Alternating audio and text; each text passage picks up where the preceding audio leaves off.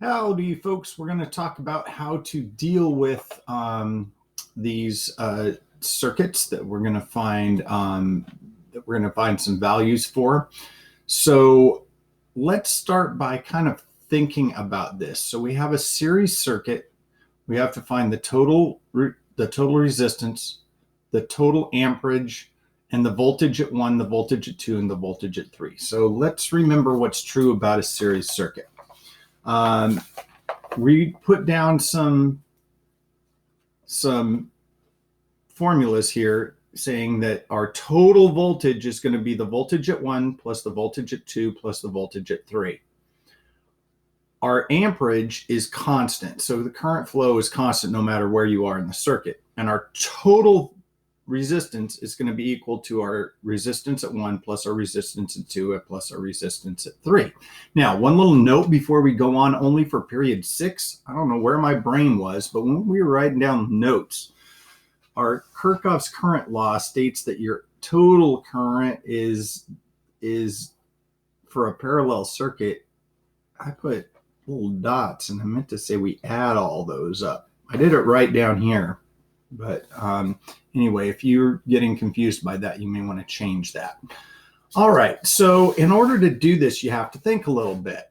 In order for me to get my total resistance, I have to know the resistance here, and resistance here, and I do, right? So we can add those up. Don't forget you've got a K right there, and that will get you your total resistance. Our total amperage is going to be the same. So when we're applying our Ohm's law to each one of these, our voltage will be different, but our current will be the same, and our resistance will be through here. So you're going to find the voltage drop here, the voltage drop here, and the voltage drop here. So in other words, it's the voltage that's going through at that particular point. Once you're done with that, you're going to go verify your results using Kirchhoff's voltage law. What is Kirchhoff's voltage law? Well, it says that once you find each individual one, it should add up to the total. Now, you may end up being off by a few decimal points just because you rounded, and rounding makes a difference. Okay, so you're going to find your total current after you find your total resistance, because you need to use totals to find totals, right? And then you're going to find your voltage at each individual one because the current is the same. And then you're going to add up what your voltages were to see if it adds up to your total 9 volts. All right, so that's all being done here. This guy now is a parallel circuit. Now we're solving for our total resistance, our total current, and our current at this one, and this one. So it's very similar. It's just now we're dealing with current instead of voltage. So what's true about voltage in a parallel circuit? It's going to be the same here, same here, same here. So now your voltage is always the same. Okay. So you can figure out you've got your total voltage. Okay.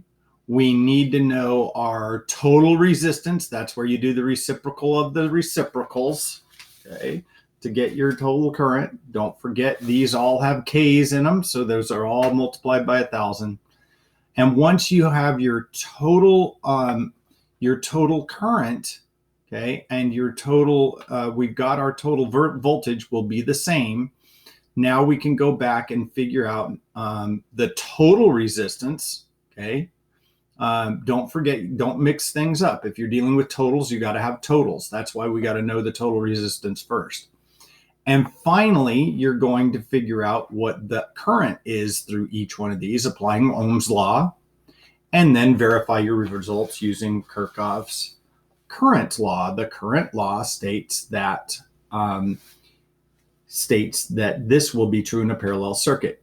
If you add up what you found for your flow at each one of those components, it should add up to what you found was your total flow.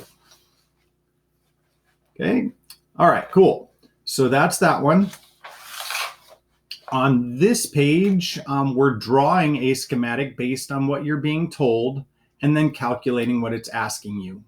So in this first one, it's asking you to calculate current. On the second one, it's asking you to calculate voltage. And on the last one, it's asking you to calculate total resistance. All right, have fun, enjoy, see you next time.